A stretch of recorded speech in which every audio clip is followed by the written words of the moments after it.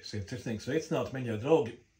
Atkal ir kāds laiks pagājis, un varam būt kopā svētdienas rīta meditācijā ar šiem skanošajiem kristāla traukiem, kas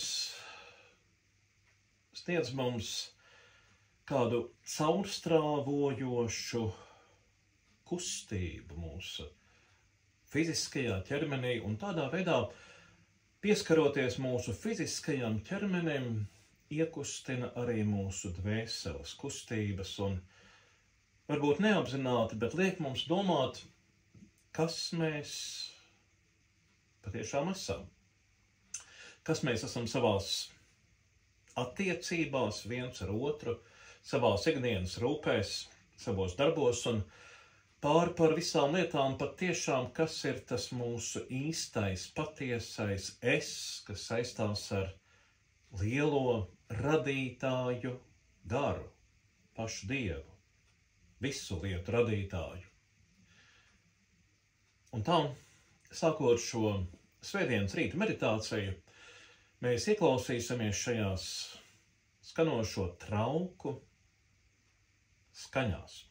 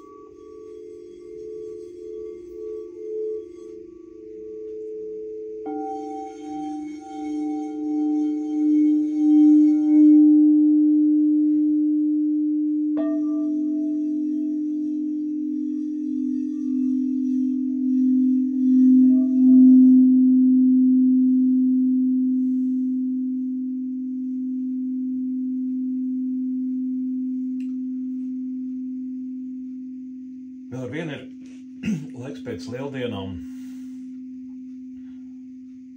Ir jau dažas nedēļas pagājušas. Un šis laiks man šķiet liek mums domāt, jā, patiešām, kas tad ir tas mūsu katra patiesais es? Kas tad ir lieldienas, ja par tām vēl nedaudz esam ar mieru padomāt? Lieldienas ir augšām celšanās svētki, vai ne? Kristīgā baznīca tajā atzīmēja Kristus augšām celšanos. Un tomēr ne tikai Kristus, bet arī mūsu mūžīgajai esībai. Es domāju, jo īpaši šajā laikā ir jātop par vienu no jaunu atklātai. Šajā pēclieldienu laikā viens no tādiem zīmīgiem tekstiem, kurus varam atrast jaunajā derībā, atrodams apustuļa Jāņa 1. vēstulē, kur 3. nodaļā tā ir teikts: Tagad mēs esam Dieva bērni, bet nav vēl atklājies, kas mēs būsim. Un vēl kāds teksts man uzrunā no psalmiem, kas ir 8. psalmā rakstīts, kas ir cilvēks, kad tu atceries to. Un cilvēka bērns, kad tu to glabā, tu to noliec tikai drusku zem dieviem. Tā saka psalmu vārdi. Patiesi, kas tad ir cilvēks? Un strādājot ikdienā kopā ar bērniem, dažādu vecumu bērniem, tieši šis ir tas jautājums, kas, man liekas, ļoti nozīmīgs. Mums, it kā tiem pieaugušajiem cilvēkiem, kuri ir it kā attīstītāki, it kā daudz tālāk tikuši, it kā daudz gudrāki. Un šīs pasaules gudrību mēs noteikti gribam mācīt arī saviem bērniem, vai ne? Gribam mācīt viņiem izmantot tehnoloģijas, gribam mācīt viņus lielās klasēs, kurās ir daudz vienaudži. Klasēs, kurās šie vienaudži kļūst droši vien jau viens otram līdzīgi, sacenšās viens ar otru, kas kuram ir, kas kuram būs, kas kuram labāks. Ja tā bija arī pirms kādiem gadu desmitiem, tad šobrīd tā ir vēl jo daudz vairāk. Un ziniet, tā apziņa par to, kas tu patiešām kā cilvēks esi, bieži vien aiziet tādā diezgan maldīgas individualitātes meklēšanas procesa mācīšanā, atklāj savus talantus, vai ne? Mēģini atrast to, ar ko tu kādu citu vari pārspēt, bet kas ir tavs īstais es? Kas esi tu pats? Vai tu vari ieskatīties savā dvēselē? Vai tu vari pāri, vai, ja tā varētu sacīt, aiz kādas cilvēku masas, vai tajā iekšā saskatīt tieši savu garu, savu mūžīgo daļu? Ziniet, man šķiet, ka bērni to kādreiz var pat labāk nekā tie pieaugušie cilvēki, lai arī cik tie gribētu parādīties gudri vai pat garīgi vai reliģiozi vai kā savādāk pārāki vai vienkārši kā ļoti attīstīti. Bet patiesībā jau vismaz pasaules garīgās tradīcijas, tā skaitā arī kristietība un arī dažādas tautas tradīcijas mudina mūs drīzāk ieskatīties dvēselē. Nevis kādā zināšanu bagātībā, kas, protams, ir ļoti nozīmīga, bet tajā bagātībā, kas nepāriet, kas ar kādu jaunu telefona, datora vai videospēles modeli vai mākslīgā intelekta pavērsiena tomēr nemainīsies. Un vēl, kas ir cilvēks?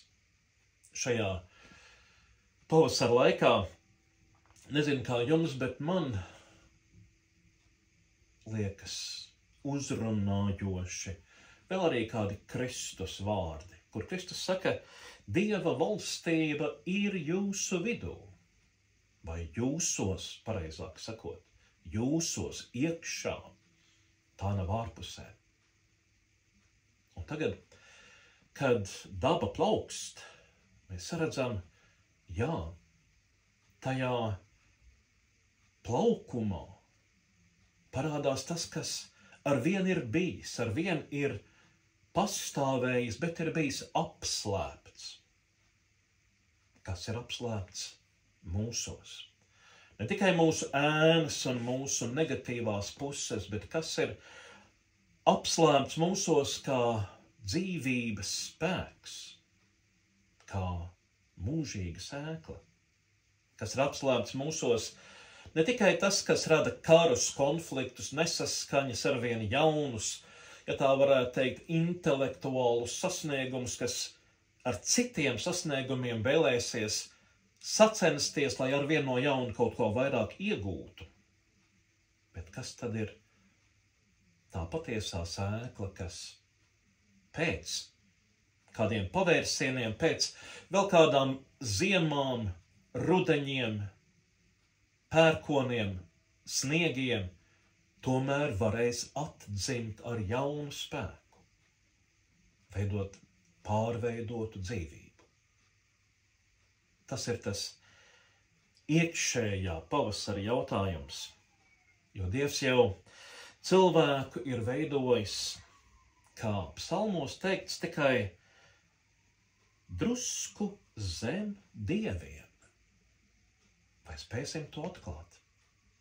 Sevi, dabā, sastopoties viens ar otru, pieredzēt tajās iekšējās vibrācijās, kas arī mūsos ir tajā dievišķajā gudrībā, Sofijā, ja tā varētu teikt, ko mums pats radītājs ir nolicis mūsos, kā Kristus saka, Dieva valstība ir jūsu vidū.